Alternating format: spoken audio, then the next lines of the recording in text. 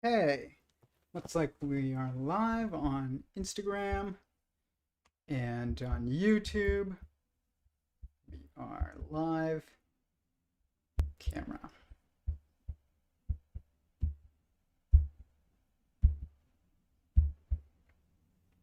Okay, how's everybody doing? Pull up my work here. Sorry for being a bit late. I had a class that ran a bit late. I study Tanya, which is like Jewish um, philosophy on Monday nights, which is the only philosophy that I study. And it just ends up continuing to just line up with everything that is part of this. Tonight we were talking about there's four directions. And I was like, four directions is four perspectives. And yeah, I mean, that just keeps happening. It's pretty cool. It's the same, it's the most advanced philosophy I've ever listened to, and it lines up with this perfectly, but it uses a language that if you're not Orthodox Jewish, you won't understand it, and so it doesn't catch on. But it's very much almost exactly like what we talk about on these streams. But what time zone am I in? I am on Pacific time, so it's 9:23 right now. So it's not that late, but I only start uh, streaming this late on Mondays, and I normally start at like 7. So it's not normally. Just had to move something. Hopefully it helps the Wi-Fi. But it I normally start at like 7. It's not that late. 10, but I keep it pretty short on Mondays. It's not too bad. But I kind of just wanted to talk about the week, the things that go on. Usually on Mondays. On Thursdays, we will have our Discord conversation again. We had another Discord conversation last Thursday. It was awesome. So to everybody who joined, that was great. Thank you. I love the Discord conversations because they let me hear everybody's voice. They let me engage with the community. It's much more like community focused, and it's real, or it's a more real conversation versus like me responding to text questions. And also we can talk about things that YouTube would kick us off of YouTube for talking about. And so that's always nice. But until we have our own platform, which we're working on, we have to keep the most sensitive conversations restricted to Discord, or else YouTube will kick us off, which doesn't help anyone. But this week, we're going to talk about a lot of things. We're going to talk about just some math that I'm seeing. We're going to talk about where society is at, and I had some conversations with some people in other discords over the weekend, and just what I can see society is craving. It's craving meaning. We're so lost. Like there was, and we had like some unfortunate events, like national events last week, that I don't know if I can talk about on live, but without getting kicked off, so I won't. But there were violent events uh, where people committed acts of violence, young people, young person. And when you looked more deeply into who they were, it was, they had posted something about like they were a brony, like they were like I didn't even know what that was till somebody told me, but like someone, like an adult man who's obsessed with My Little Pony, and like they were very scared. They were concerned about like this, being able to get meaning from this thing that is like not meaningful. It's this fake character that is in some, TV show, and they were worried about it. Like they were like, this is all that gives my life meaning.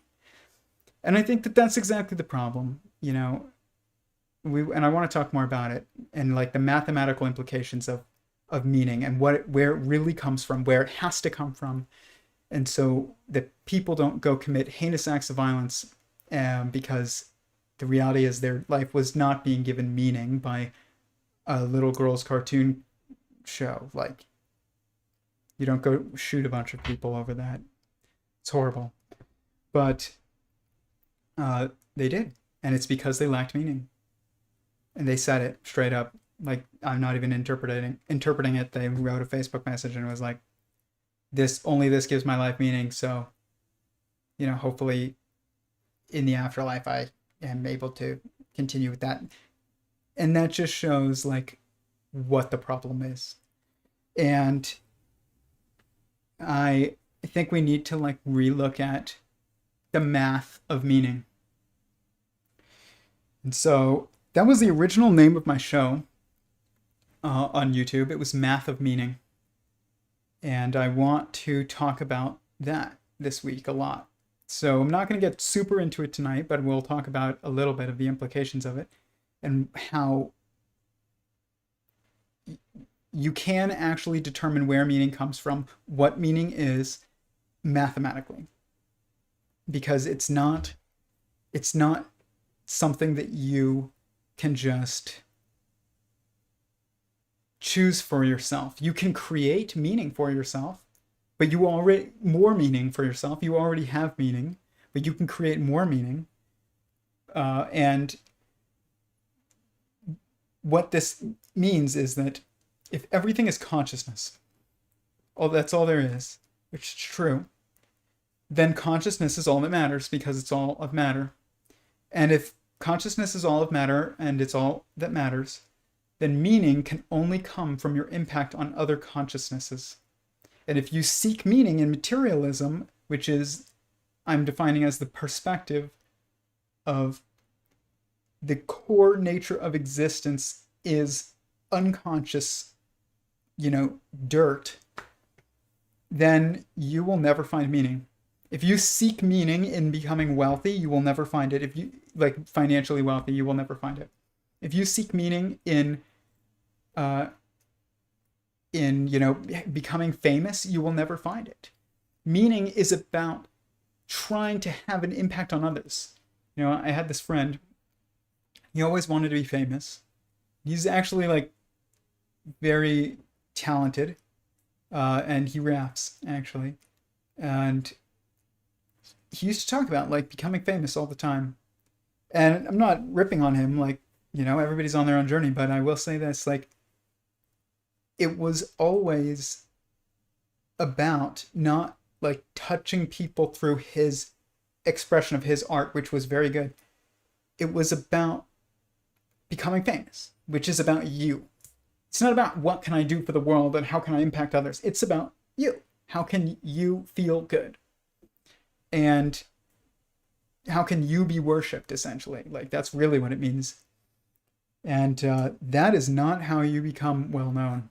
I don't like the word famous, but they used it all the time. They're like, it's been my dream since, as a child to be famous. It's like, that's basically like saying it's been, your goal in life is to be rich monetarily. For what? For what? Like, famous, if it's your goal in life to be famous, or aka well known, for what? For what reason? What is the purpose of your influence?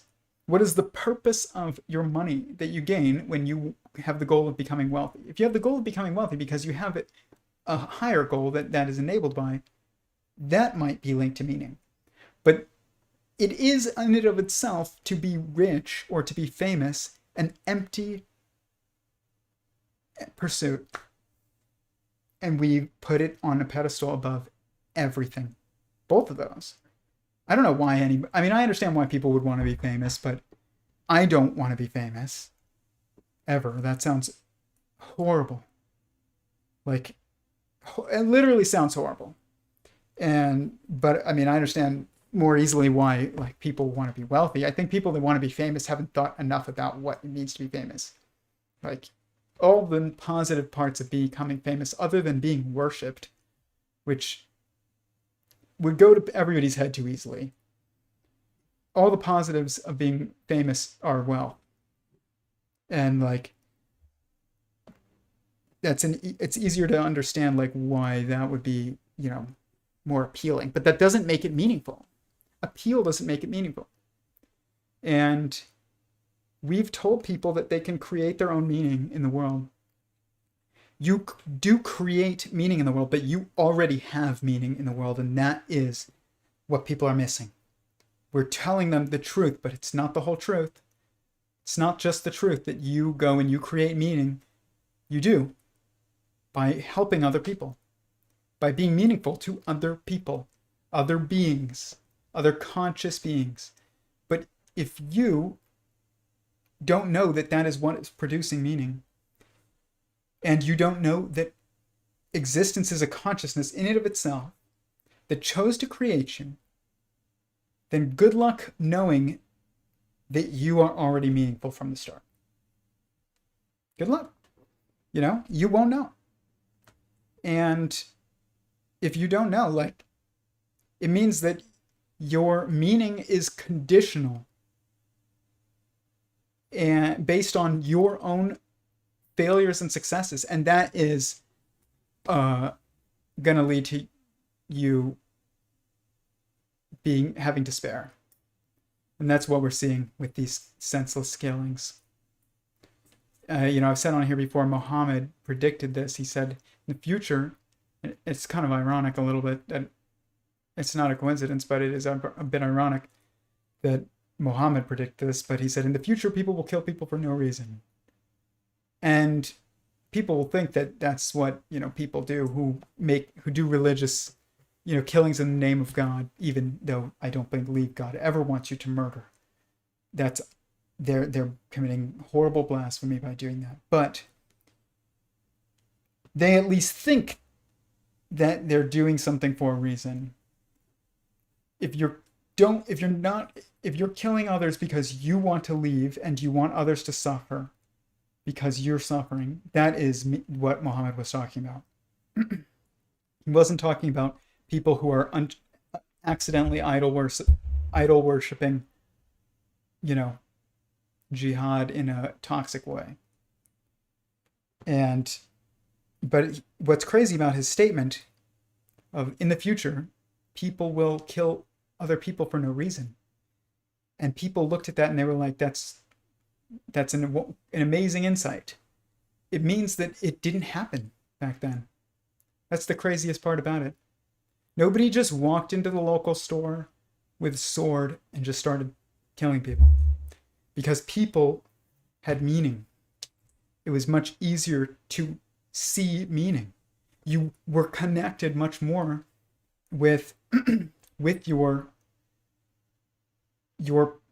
people, your family, your group, your tribe, your nation, your community, because you couldn't not. And it's not even that you couldn't not. You can't not today. You still can't. No man is an island. But it's easier to lose sight of how much we need each other when you can just outsource everything. And in a way that is dehumanizing of the person performing the service for you. So if plumbers to you aren't also your uncle, it's hard to view them as anything other than a means to an end. And that is something we're struggling with big time right now. I don't think about the person at the fulfillment center of Amazon when I order something from Amazon. I don't. I fail. And guess what? I have family that works at a fulfillment center for Amazon. And I still fail to humanize that. I never think about my family when I'm ordering from Amazon. And yet I have a family member who works at an Amazon fulfillment center. So I know that there's real people behind, whatever the actions were that brought me my package in under 24 hours.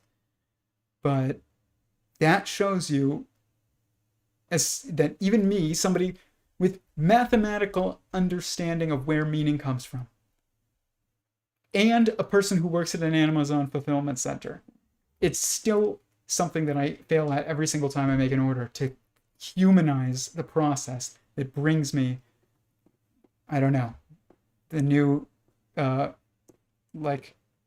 box fan that I ordered the other day because it gets hot in here.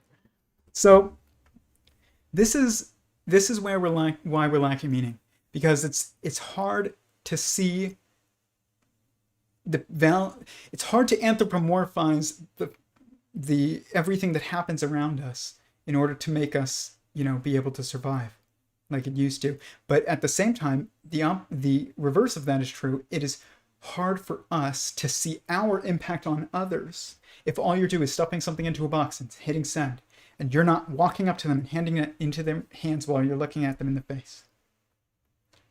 And when you do that, you experience something where you're like, I just helped somebody's day. And it's really hard to feel that feeling of, I just helped somebody have a good day, while also plotting to be violent. And, this is where we're lacking. Like, people used to know the mailman and the milkman and the plumber and the tailor, and there was the doctor. It wasn't just this disconnected macro chip. And it's becoming even more of a disconnected macro chip as we it's a superposition, it's a singularity, because we're becoming more connected and at the same time less connected as we move everything online, especially after COVID. I shouldn't have even said that word. Hopefully we don't get kicked off of YouTube. But especially after that, like, everything just became even more depersonalized. And in some ways, this can be good because it can allow you to no longer be in the office, and it can make you prioritize your family above your, corporate family, which is not a family at all. Do not ever let your work tell you that they're a family. Even if you're working for a startup and they're like, we're a family here. You're like, no, you're not. Eventually, they're going to grow big, and they're still going to say something like, here at the Jack in the Box family. It's like, Jack in the Box is not a family. Guys, they're not. And they should not get priority because you are a means to an end for them. And it's important to realize when you are and when you aren't, and to prioritize being not just a means to an end, but being someone that, is valued for their personhood, for their beingness, not their skills, And there's this one guy, Rabbi Manis Friedman, that I listen to. He constantly talks about intimacy, and he says, he'll ask people, why do you love your wife? He'll be like, well, I love everything about my wife. I love the way they look. I love the way they cook. I love the way they, do this and can, they're talented at this. And then he's like, no, that's loving things about your wife, about your spouse. It's the opposite of anthropomorphization. It's dehumanizing, but that seems really negative. But it's true. It is negative. It's to dehumanize. I mean, what else is there to say? And you should care about that person because they're a person who chose to, to be meaningful to you. You choose to be meaningful to them. I think a lot of this problem is like, the problem is the word love. Like, it's a terrible word. Love is a terrible word, guys. It's the reason why is because we now think of it only as a feeling. It's like, there's so much pressure put on relationships to say, do you love that person? Do you love me? Do I love you? It's like, why do we even feel the need to say that? We shouldn't feel the need to say that. You should be able to be married to somebody and never feel obligated to say I love you. They should just know it through your actions. And I think that the reason for this is being stuck in relativity. We experience love as a feeling very often, but when we're emotionally, personally experiencing it, But at the same time, from an external perspective, either God looking at us or us looking at another person, love is not a feeling, it's an action. And, you don't need to talk about your feelings. You can say, I feel loved, but you don't say, I feel in love with so and so. It spins it, it makes it about you. And it's not. Love is an action. And it's funny because it further separates us from the fact that to experience love is to feel meaning. It spins it again, and it makes it so that it's like being famous. It's like, I want to be famous. Why? Because I that sounds like it's fun. It feels good to be famous and worshipped and loved and get all the the perks that come with being famous. But it also feels good to be loved, but that doesn't give you meaning. Just because somebody loves you, it's them that gets meaning when they are doing things for you. And love is not like whether or not you're infatuated with somebody and how you feel about them. Love is an action. It's like even in marriages, it's like, why is the divorce rate going up? Because people don't see each other as meaningful anymore. Why? Because of emphasis on all these things that make it about us. It's like, why did mommy and daddy get divorced? Because they didn't love each other anymore. They didn't love each other anymore? We weren't in love anymore. What do you mean you weren't in love anymore? It's a choice. It's not a choice to like them. Sometimes you don't like them. Sometimes you go years in a marriage without liking someone. I've seen it in every marriage that's lasted more than 10 years. You go at least a year probably at some point where you really don't like the other person. But if you choose to still act in a way that is loving of them, I don't know, whatever it is that they need help with, you help them. That is you being meaningful. But if it's only about whether or not you feel infatuated in the moment, of course divorce rate is going to skyrocket.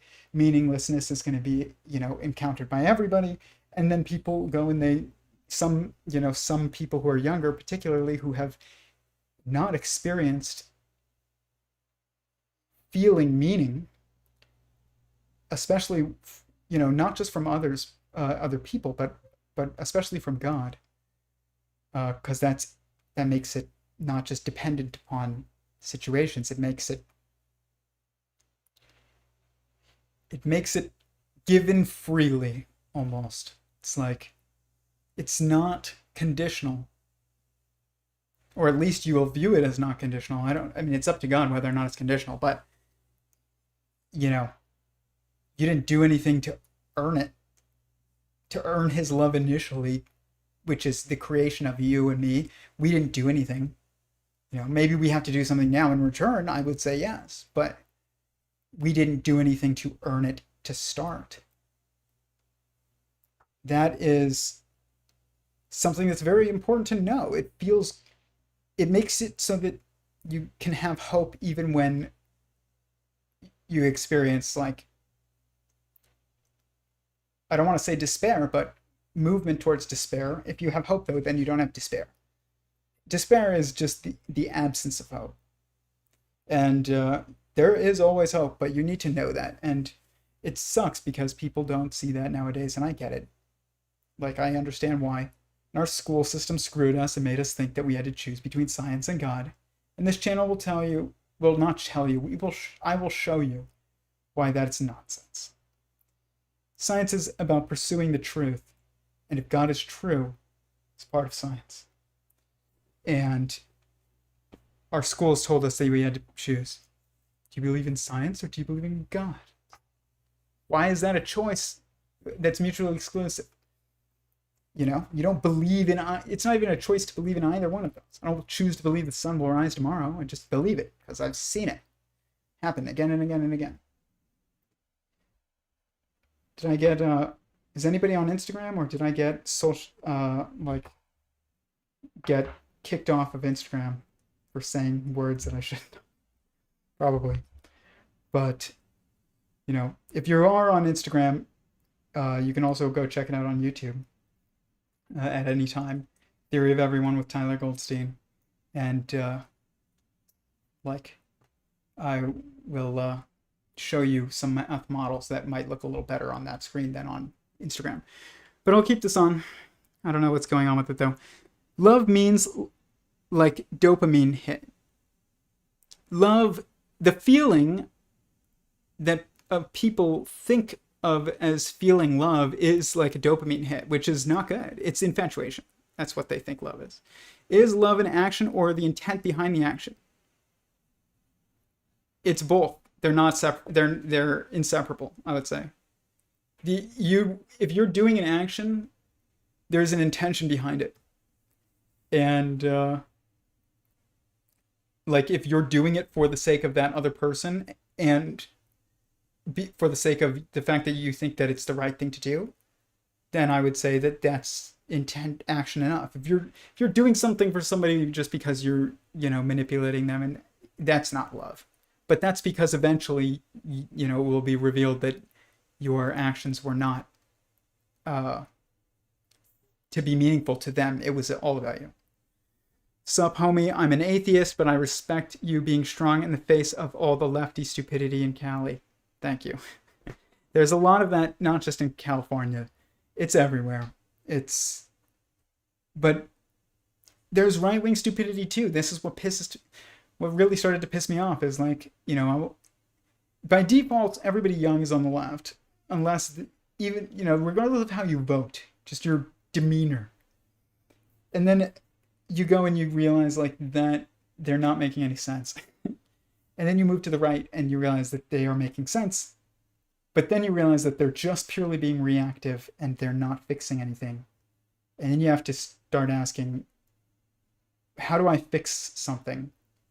And this comes down to being meaningful. I got into this conversation last week. I posted on my Instagram. I said that what was it? That it's better to build than to destroy, essentially. So I said, if you define yourself as anti-fascist, you will become fascist. If you define yourself as anti-racist, you will become racist. If you make your guiding principle, don't be evil, you will become evil. And I said, define yourself by what you believe, not by what you disbelieve, because if you define yourself by what you disbelieve, then you are defining yourself as a destroyer of something, not a builder of something. And to build is to be meaningful. To destroy is not. And, you know, people will say something like, in order to have a new, you must first destroy the old. It's like, no, that's not true. Like, the old gets destroyed when it's not meaningful anymore. And, but until it's not meaningful anymore, then it doesn't get destroyed. But once it's not meaningful anymore, then it gets destroyed. But it only becomes not meaningful when there is something in place that is truly better than it to move towards, or solves problems that the other previous institution or service or product or, you know, ideology, whatever it is, didn't address. And it's one of the things that I'm like hoping to help people with who want to follow this work, is to understand that superposition is the way to think about everything that's objectively true. It's always two things that appear to be mutually exclusive but are actually dependent.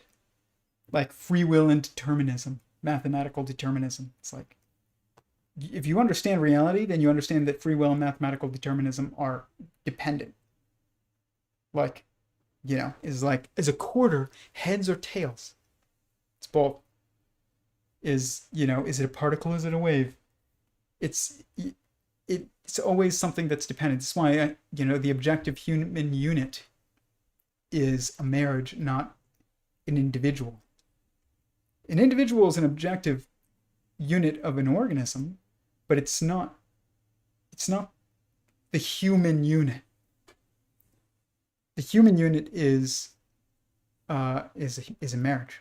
Always. It's every structure is a marriage structure. And I'm going to show that to you on right here.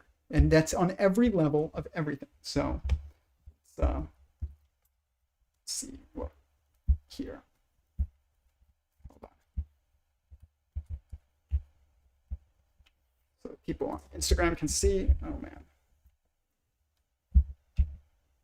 Okay, we're unpaused. That's good. So just so people can see on Instagram. Hopefully you guys can see on share screen. Okay, there we go. So when you're looking at this structure that is the universe, it's not the hadron that is the objective structure. Okay? It's this.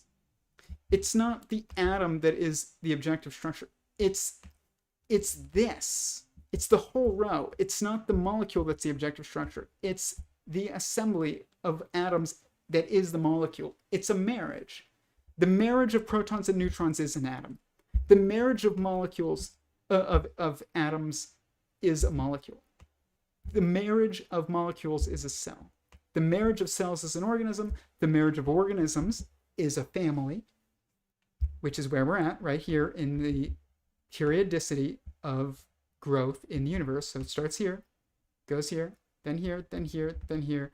We're stuck in relativity when we're thinking about like, oh, well, first it was dinosaurs, and well, there was, you know, I don't know, algae, then amoebas, and then, you know, lizards and dinosaurs or whatever. I know that's not the actual, like, the way that they talk about it, but it doesn't matter even whether or not salamanders came before dinosaurs, came before sharks. They're all right here. They're all on the same level. They're all an organism, which is an assembly of cells. And when you get to the human unit, this is where you get to family, and then you get to caste, and then you get to technological singularity. So basically, an assembly of castes is a marriage that forms with technology, essentially, and then eventually with God. And via, you know, that whole process. But it's not just this or this. And one side is always focused on this, and one side is always focused on this. And this is how we think, is the people that focus on this are at war with the people who focus on this. This is the right, and this is the left. This is the communists, because it's an assembly, which is a community. And this is the individualists, which is, you know, the patriarchy people who believe in a higher... It's not that you believe in a patriarchy. That's focusing on the relativity that manifests to us as gender or sex. But what they really mean is, do you believe in a hierarchy? And to believe in a hierarchy is to believe, you know, in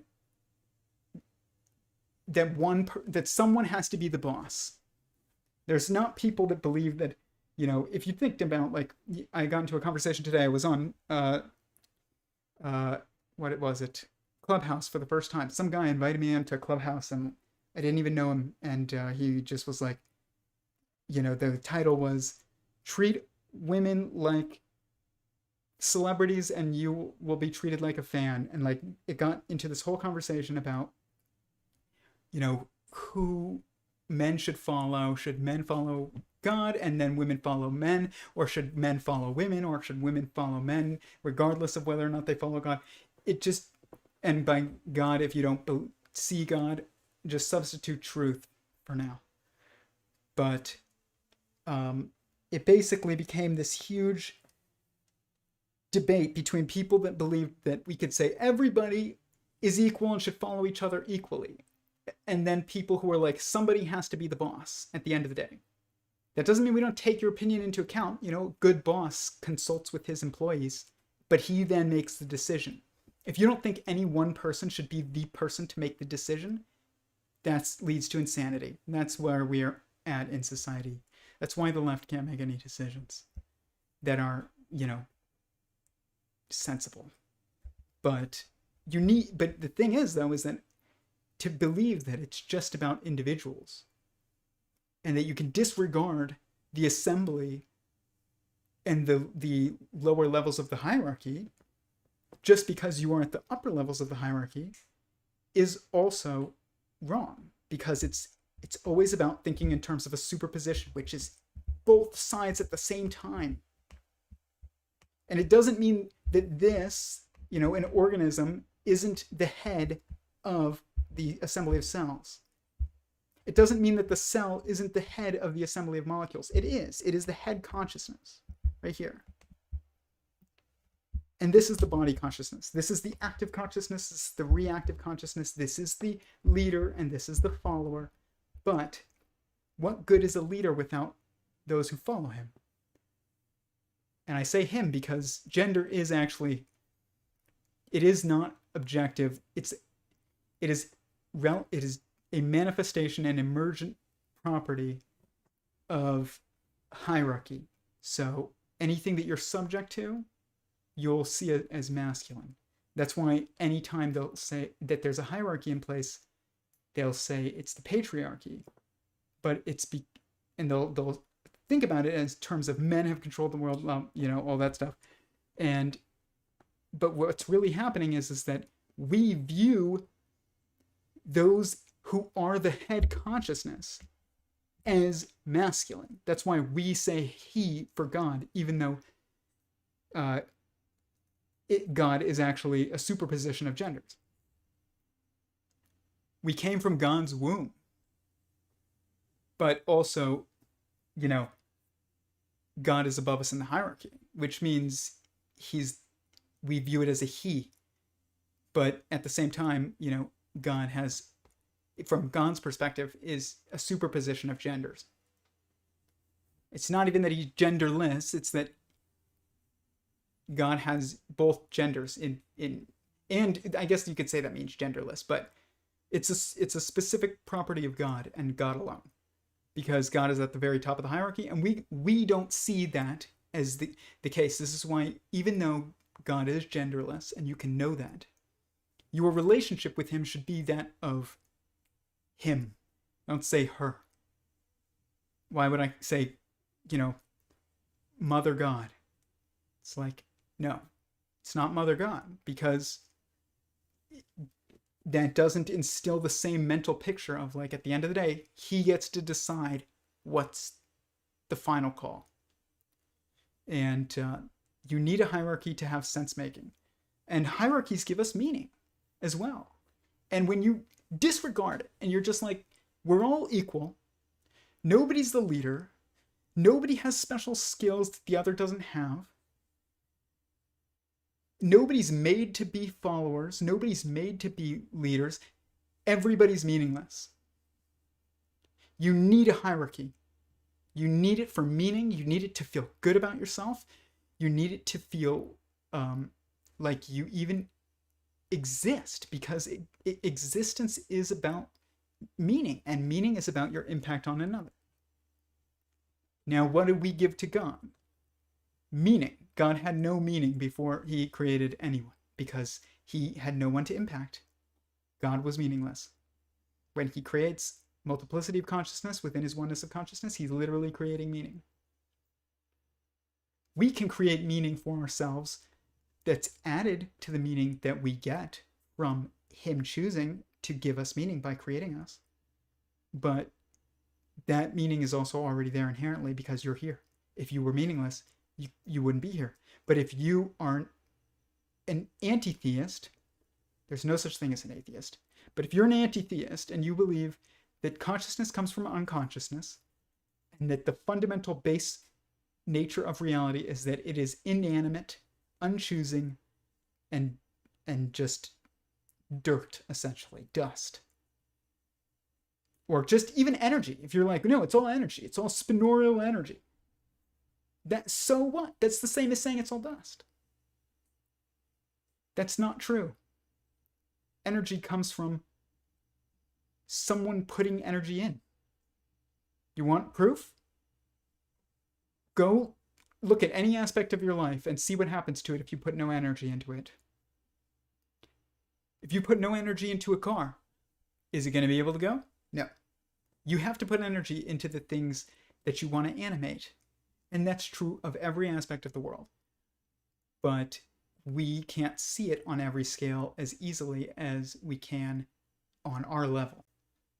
But you have to extrapolate and trust also that that pattern continues, because you see it everywhere. If you see it everywhere, then you should probably imply that it is also above you and below you. It's like as above, so below. It's like, yes. As below, so above. Same thing. If you are conscious and sentient, and organisms are conscious and sentient, and cells are conscious, and I would say sentient, what would make them not sentient? Of course they're sentient. They don't have feelings and whatever it is that you think gives us feelings. Of course they do. It's how they make decisions. And they definitely make decisions. Guess what? So do molecules. So do atoms. So do hadrons, which are protons and neutrons. They make decisions. They literally make choices. And it's just very simplistic choices. And, if you're going to say, well, then we wouldn't be able to predict anything. Well, guess what? We're all really predictable if you're thinking about it in terms of what we're going to do in a given situation. If I give you your favorite food, I'm going to predict that you're going to eat it. That's a fact. If I didn't tell you that I was going to predict that you were going to eat it, and then you're like, oh, well, I'm actually now going to choose to violate your prediction because I'm a conscious being. If I never told you that I was running a test and I gave you your favorite food, you would eat it. Are you not conscious or not sentient because you were predictable? No, of course not. You're still sentient. You're also predictable. This is the same, like I said, free will versus determinism. They are dependent. And this is easy to understand when you understand the math of the universe, that God is extremely constrained. And even though he chose to create, that was a free will choice for him. It was completely dependent on what he could create, if it was going to have meaning. If it was going to have no meaning, then maybe he could do whatever he wants. But if for it to have meaning, God would have needed, and I would say probably couldn't have created whatever he wanted anyways, but for God to create, it would have to follow one pattern, and it does. It follows one pattern. There's only one way to make a universe. People who say things like, well, there could be another universe out there, and maybe it has entirely different laws of physics. Those people know nothing about physics. They're literally shit physicists. They're shit physicists. You can't say that and be a good physicist. It means you know nothing about the math of the universe. I could not deduce any of this structure if there was just choice in how to do it. There's no choice in how to do it. It's inevitable. I didn't choose that this would come back and return as false, or this one as true. It just does, based on math. But the objective choice to put in an input here, that was God's choice. But to put in an input was a choice that he made, and then from there on, at least from our perspective, it does look like there's no choice after that on what else happened. But he did know what was going to happen. I do believe that. I don't think he didn't know. He knew exactly what he was creating. But that doesn't mean that he had a choice in what he created. He just had a choice, from what I can see, in whether or not to create.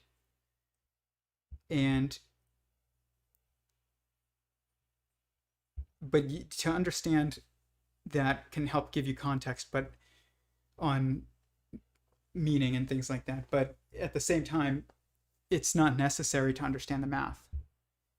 It can help you understand the concept of free will versus determinism, to helps you understand the mathematical context of choice, and the fact that there is a mathematical context of choice means that there is a deterministic aspect to free will. It's a superposition. It's not one or the other, it's both. It's not government or private industry, it's both. It's both. This is my binary triality pattern right here that's everywhere. Let's go down to castes in a nation. King slash president, lord slash elected officials, and enforcers and soldiers and cops, or police. These are all government. All three. 1, 2, 3. Priests and scientists, artists and craftsmen, and laborers. These are all not government. But it doesn't take just these three to make a nation, or just these three to make a nation. This is why when somebody tries to do pure capitalism or pure free marketness, it will fail. I don't even know what capitalism means. But pure free market, without, absent any kind of government, decision making, good luck having that continue. Pure government, pure communism, basically, where government owns everything and you own nothing and it just tells you what to do. Good luck making that last very long. The truth is eternal, and the truth is a superposition. And that means it's that you get your impact, you get your value based on others, which is a superposition perspective almost, because how can you get your value from others?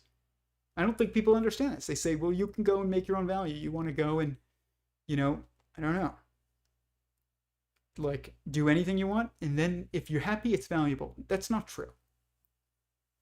You have to feel like you matter. And you only matter if you have an impact on others, on other conscious beings. You can make the greatest discovery in the world, and if nobody knows, good luck, finding meaning in that. You can make the most beautiful music in the world, and if nobody hears it, good luck finding meaning in that. You have to impact others. You have to do nice things for people. You have to do mitzvahs, as we call them in Judaism. This is why we stress mitzvahs all the time. It's like, do a mitzvah. Why? Because you're making an impact on either God or other people, and that is how you, that's how you maximize meaning. And that's what we should do. God gave us meaning, and God can give himself meaning. He can't. I mean, he can, because he can create us, he can create multiplicity of consciousness. For us, multiplicity of consciousness already exists, because God exists by the time we come into existence. But for him, that wasn't the case. So he does have certain attributes that are unique to him, but we don't have to worry about those. And even then, though, God was restricted. He couldn't, if God chose to make no one else and still said to himself, I want to still be meaningful, though, he couldn't do it.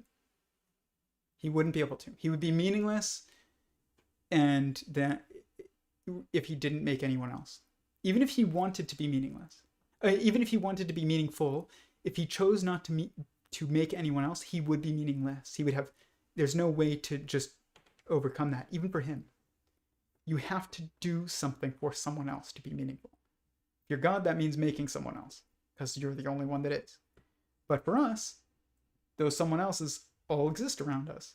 Now, sometimes it also means making someone else. You can go and have children. That will maximize your meaning. But if you can't, then, and you should, I think people should try. If you're attracted to the opposite sex, you should be seeking to get married ASAP. Why? Because you will maximize your meaning by choosing to be impactful and dedicate your life to someone else, almost, essentially. So when people are like, well,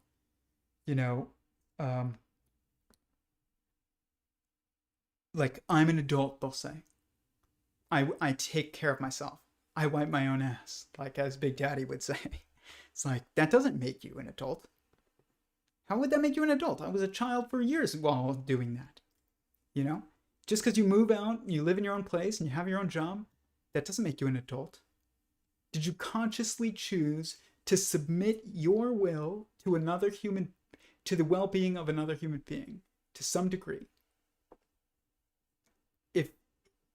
If you do that, that's becoming an adult. And it has to be permanent. Like, it does. It can't be just like, I gave somebody, $5 and now, who was homeless on the side of the street, now I'm an adult. No. An adult isn't about taking care of yourself, it's about taking care of others, because that's meaning. And it's also why, spiritually in Judaism or other traditions around the world, there is this, rite of passage of becoming a man or an adult woman. It's usually something to do with dedicating yourself to the group, or to, in some form of a marriage, another person, but also to God. And, getting bar mitzvahed. It's like you're basically saying, I accept the responsibilities of upholding these things that God wants from us. It's not just, now you've reached a certain age. It's like, no, there's a conscious choice that has to be made, or else you're not an adult. And people realize this, they know it, they just don't want to admit it because our nature is working against us and telling us not to marry if you're a man. But that's not true. You have to get married if you're attracted to the opposite sex. It's a responsibility that you have. It's not just a choice. People say, well, what if you choose not to get married? You can't. And if you aren't attracted to the opposite sex, I'm not going to tell you to get married. There's probably a better way for you that makes you actually more meaningful, because you can do things that people who are married cannot. You can have schedules that people who are married cannot. You can, pursue things that people who are married cannot.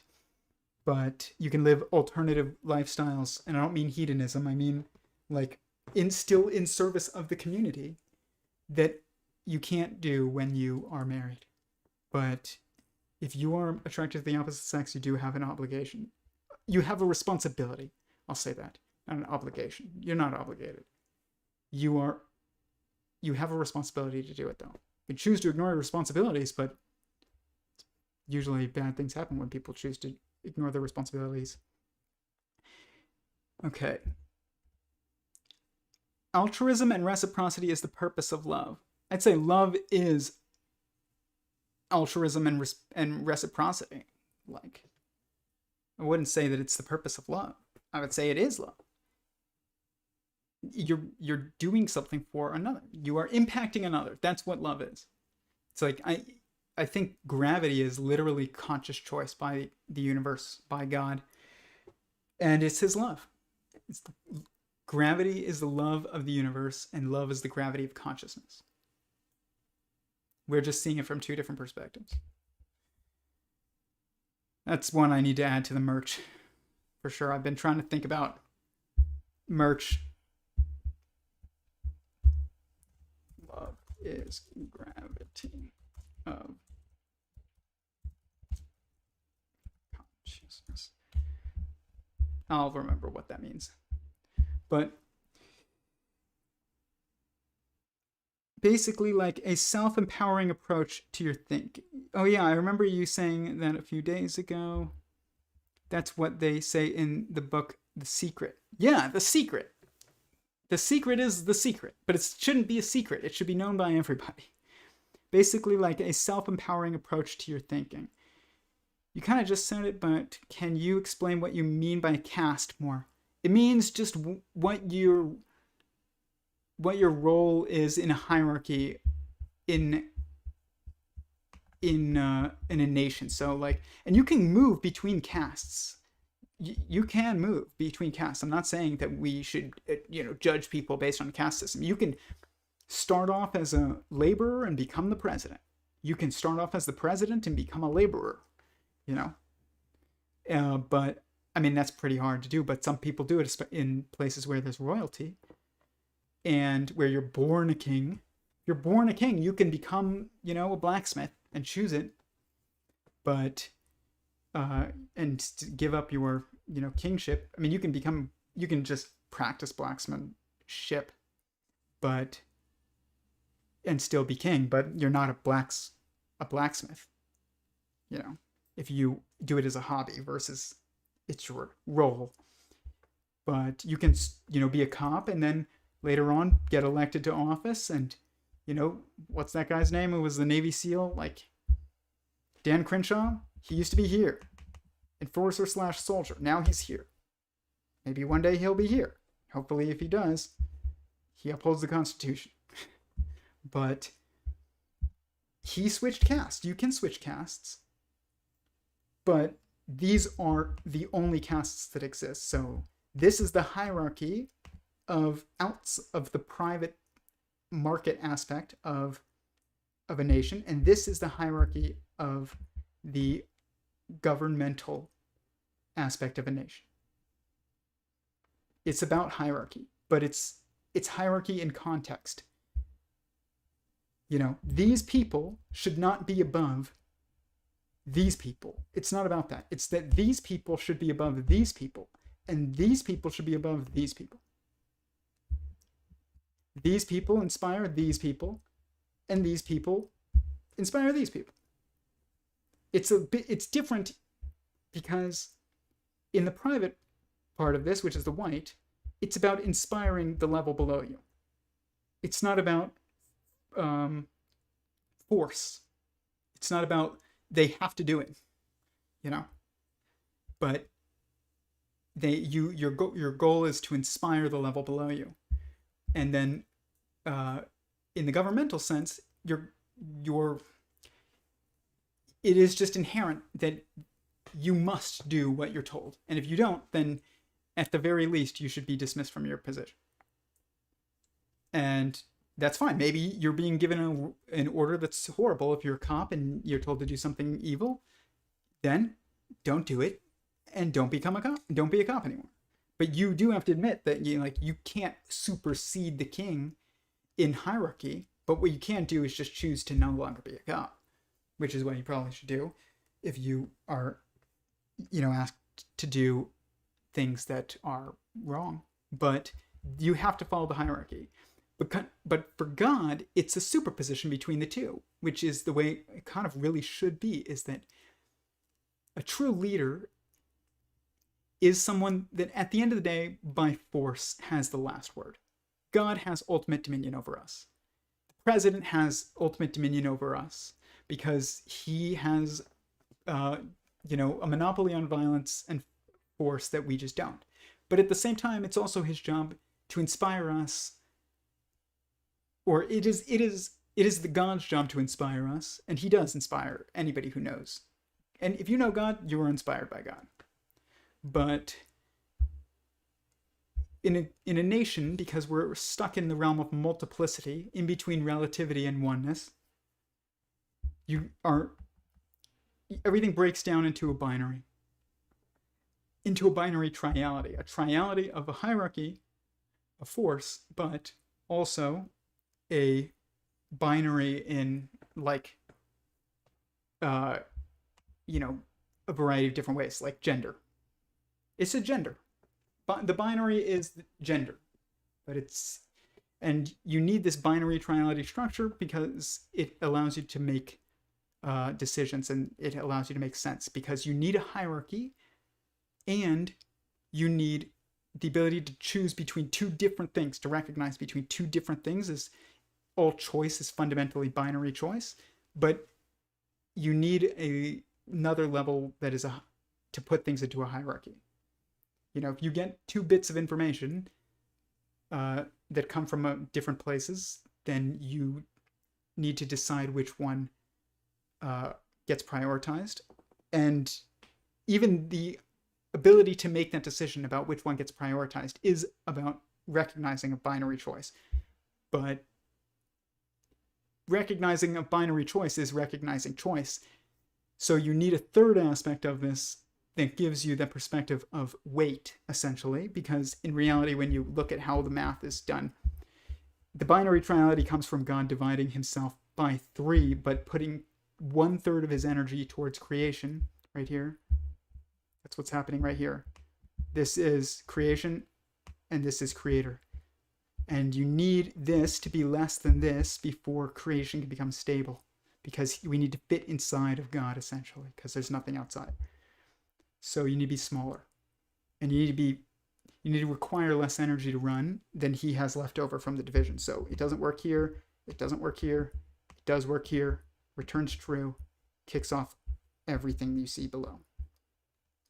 But this, it's not 3, even though he divides himself by 3. 2/3 of that energy is him, outside of creation, and 1/3 of it is creation.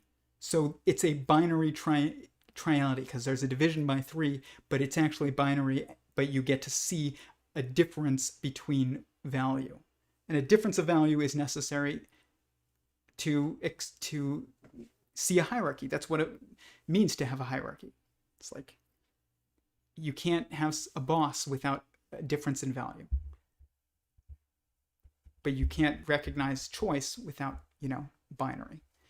So that binary triality pattern that manifests everywhere, including like even the order of operations in mathematics, to the senses and the sense organs and bosons and fermions and quarks and the fields of study and the elements of life and the generationality of the nuclear family, gender. It's all, food groups. It's like, guess what? Oils and fats and dairy and meat are all animal products. I'm not saying there isn't olive oil too, but like I'm talking about like something else. And then you have, grains and vegetables and fruits. It's like these are I guess you would say this. You'd probably be vegetables, and then this would be grains. Yep, that's how it is. And this is then, the non-animal products, essentially. But this pattern manifests because, one, we're inside of a mind, so the pattern of mind is how reality is broken down, but also because it's filtering through our mind. So it's like this is inevitable for us to see, is to see it into 6 perspectives. Look at the rock. Platonic igneous, volcanic igneous, clastic sedimentary, chemical sedimentary, foliated metamorphic, non-foliated metamorphic. This is also a binary triality. You can see it in the animating religions of the world. By animating, I mean the ones that move and shake. Judaism and Buddhism, Christianity and Hinduism, Islam and Sikhism. These 3 are Eastern. Buddhism and Hinduism and Sikhism. And these 3 are the Abrahamic religions. And they are generationality. 1, 2, 3. And then there's another hidden pattern in here, is that these 2 are always reflections across the center. And so like if you go to space-time and you're like, its past and the present are reflecting across the future, and the past are reflecting across the present moment. That's what I'm saying. So there's always that aspect of it too.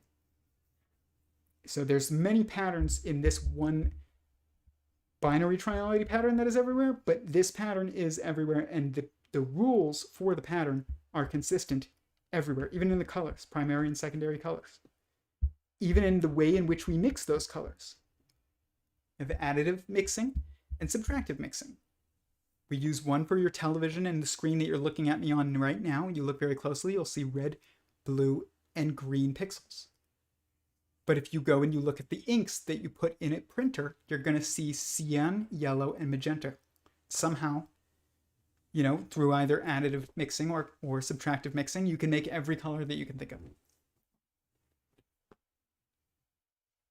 But that's a binary triality of color, of creation of color.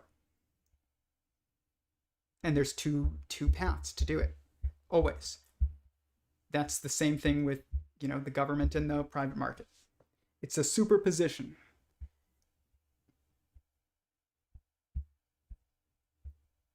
And it manifests everywhere. These are just some of the ones that I found. Not even all of them. These are just the ones that I knew better. I need to do music, but I don't know music. I have to learn music before I'm really confident and put it in here. But I mean, I know the primary colors. I know mixing. I know, language, noun and pronoun, adjective, verb, interjection, adverb, conjunction. Like this is all language will follow this pattern, all of it. There isn't a language in the world that will not follow this. And that is actually used by people. Phrases. It's everywhere. Vertebrates. Humans, mammals, fish, reptiles, amphibians, like birds. People will be like, humans are mammals. Yeah, but we're different too. We are mammals. Also different. And everybody knows it. Like, we don't interact with animals like we're on the exact same level as animals. We don't.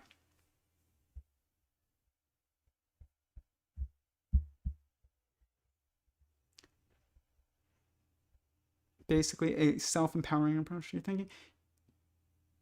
Emergent properties deriving from feedback mechanisms of systems and stuff. Bro, my question with this stuff is why in particle physics, such as like with dark matter, they aren't thinking about dynamic.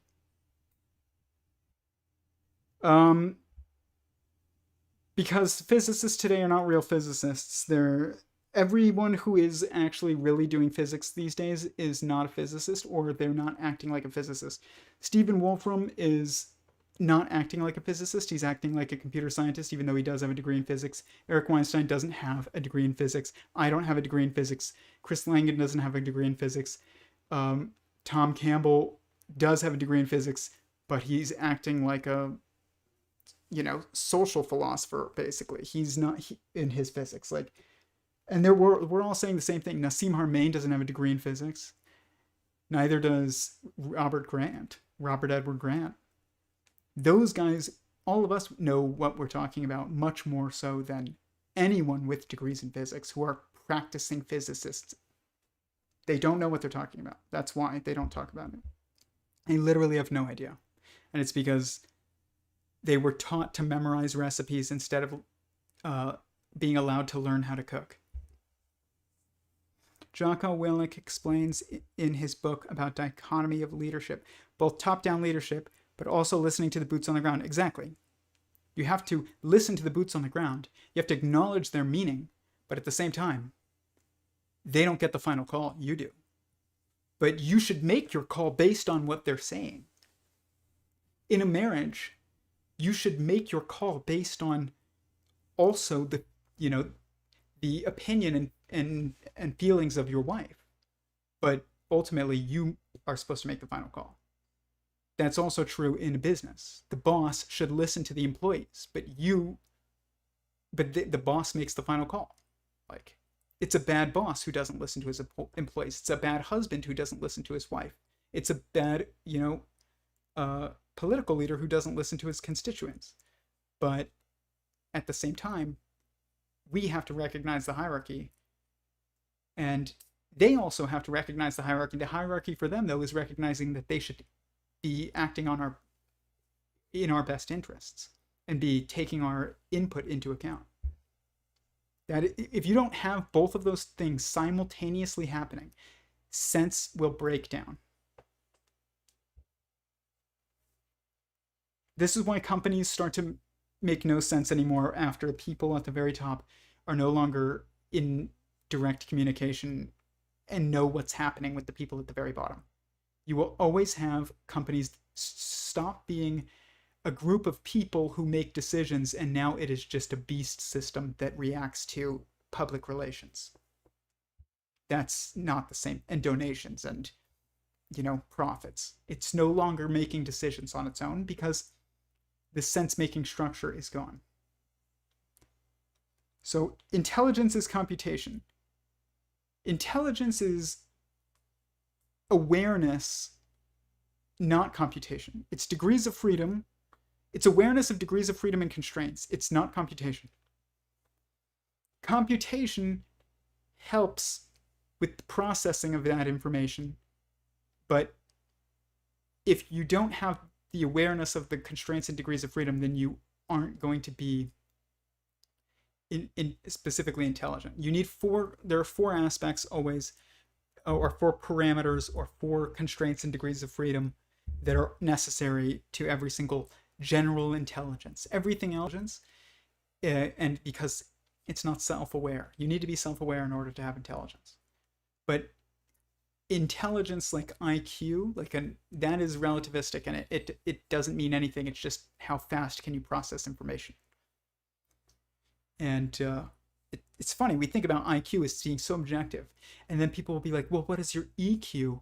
Because we wanted to add something to it to be, to offset whether the value that we were putting on intelligence.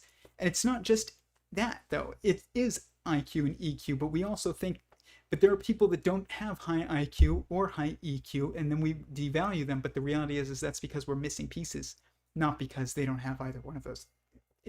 Then not because they do have those things, it's that they have other things that we aren't valuing.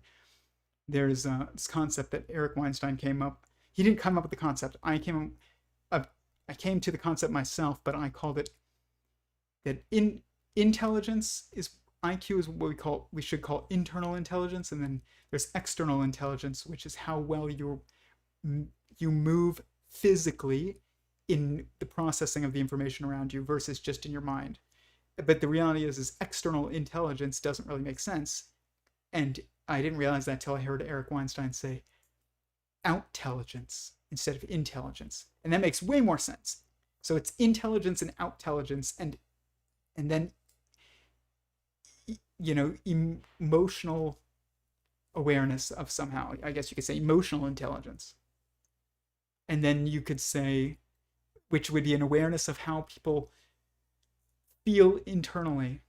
But then there's this fourth aspect, that's the final aspect of this, that is your awareness of how people feel externally. So this is why women are such good caregivers. It's because they have very high competence in, or they have their degrees of freedom are greater in perceiving emotions and your state of feelings, whether or not you're in pain, or whether or not you're uncomfortable, or whether or not you are sad or happy. You can be in pain due to something physical and external. Women will still see it before men see it, even of themselves. Like, a woman will see that you're hurt before a man even realizes it, and then you'll be like, oh, that does hurt. It's like, we didn't even feel it because you're not aware. But men tend to be like the best athletes, and that's outintelligence. But then, and same thing with, the very, very top, and I mean the best in the world. I don't mean the best violin players in the world. There aren't any women. I'm just saying the best violinist in the world is going to be a man, because it's about physical movement, and and that type of awareness of the self physically. But then if you're going to look at who's the greatest mathematician in the world, it's always going to be a man. Doesn't mean there's not good mathematicians who are female. Just means that the best one in the world will be a man. Maybe the third best is a woman, I don't know, but the best one will be a man. It's almost, I think it's guaranteed. I don't want to say it's almost guaranteed. I think it's guaranteed, and it's not something we're able to overcome. And It doesn't matter that your friend who's a girl is better at math than you, or that your friend who's a nurse who's a man is a better nurse than your other friend who's a girl. I'm saying the best nurse in the world is a woman. The best caregiver in the world is a woman. And the best, engineer is a man. It's like just the way that it is. The best, soldier and builder is a man. But the best caregiver and the best, maybe the best, like, psychologist, I guess you could say, possibly, or counselor, is probably a woman. Like, it's not probably a man, it's probably a woman. And that's what we need to see these things, because that's what gives us meaning. We need to see that this is what they can do better than us, no matter what. And this is what we can do better than they can do, no matter what.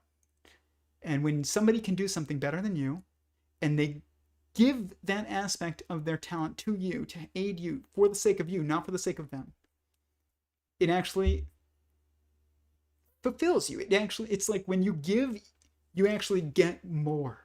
This is how God works. It's like people say, Jesus sacrificed his life. I don't like that term. He didn't sacrifice his life. He gave his life. It's a better term. He gave his life. And if you give everything for everyone, that's the only way to be everything to everyone. It's like you can't be the most, the ruler, like the king of kings, without being the ultimate servant. This is a superposition structure. Two things that seem mutually exclusive but are actually dependent. But our world has broken it down. We've said, you should be a servant for the sake of me.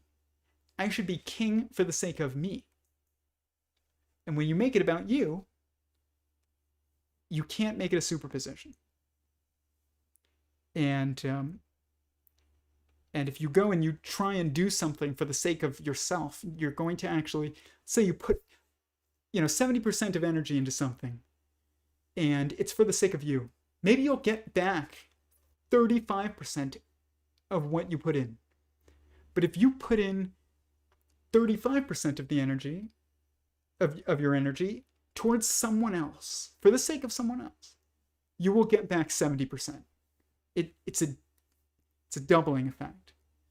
It's why,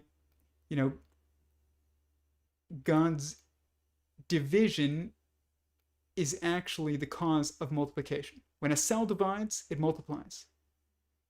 How would a cell multiply if it never divided? Couldn't. How do you add to the pie that is the collective pie of everybody, how do you add to the plate that is the collective plate without subtracting a little bit of what's on your plate, your personal plate, and giving it towards the center, the collective plate? If you don't do that, you can't add to the plate.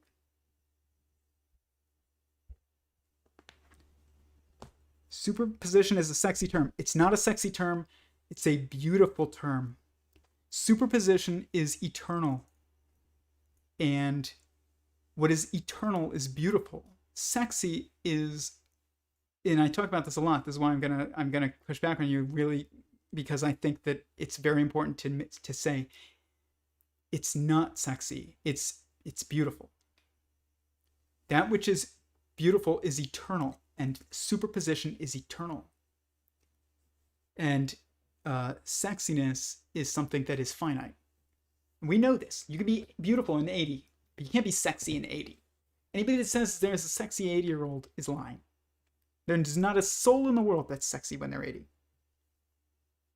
To anyone. Like, you might love your partner, and then, they might be able to be sexy for you in that moment because they, you are accustomed to that. But that's only because you're anticipating, what is to come, like, no pun intended. But that's not, nobody's sexy at 80. They're beautiful, though. You can be beautiful at 8, and you can be beautiful at 80. You're not sexy at 8, and you're not sexy at 80. Sexy at, like, when you're supposed to be having babies. That's when you're sexy. But you can be beautiful then too. You're beautiful the entire time of life. You're not sexy the entire time of life. Sexy in a specific moment for a specific reason, and like superposition is the opposite of that. It's something that is transcendent, like beauty. Going to message you on Discord. I spent the last year researching theories of everything in blockchain tech, and I have designed, I believe, be very novel social media. You can message me, but I'm working on a social media too that very novel. If it's more, if it relates to mine, I will in some way, and like, I will work with you on it. But I'd be curious. I mean, you know what? I'm not gonna say you haven't done it. Nobody that I have spoken to has done it. I hope you have, man. Like, I really do. We really need it. We really need new options. So definitely message me on Discord. I'll talk to you about it. I'd love to talk to you about it. I have too few people to talk to about that. But if that's something you're interested in, like, talk to me about it. And because I am looking for people that are interested in working on that project. So yeah, I'd love to hear what is the basis of your social media. Are you on my Discord so you can actually, or do you need the link? Let me know in the comments. It's more for art, but can be used for everything, and it's very geometric, holonic. Okay. The alignment of ideas is uncanny, to be honest. Uses the isometric grid. I'd love to hear about it. You can definitely message me on Discord. Is anybody on Instagram? It tells me there's so many people watching, but or that so many people joined, but it doesn't tell me if anybody's watching anymore. It used to. Sometimes it'll say one person is on, but yeah, there we go. American Bear is here, but I don't know if anybody else is on Instagram. There's people on YouTube, but that's it. But I think I'm gonna leave it at this. I appreciate everybody being on here. I usually keep it pretty quick on Mondays. It starts kind of late and it ends pretty quick. But if you have any final questions, let me know now, and then I'll answer them, and then I'll get off though, and I will be back tomorrow for a much more comprehensive and planned stream. Usually it's just talking about the week.